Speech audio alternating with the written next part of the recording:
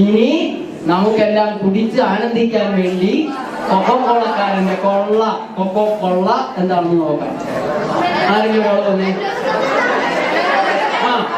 ഈ കൊക്കോളയില് കൊക്കോള കുടിക്കുന്ന നമ്മൾ കുറെ ഒരു മെൻഡോസ് കഴിച്ചാൽ എന്ത് പറ്റുന്നു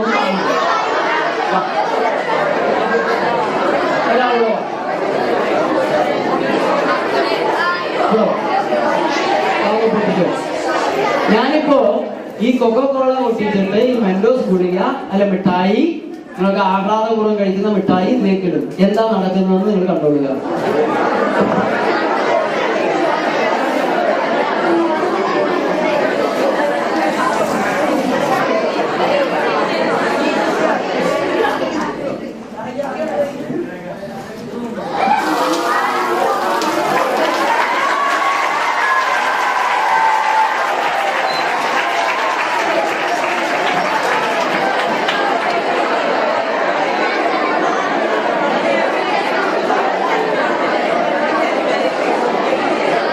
എന്താണ് പറഞ്ഞത്?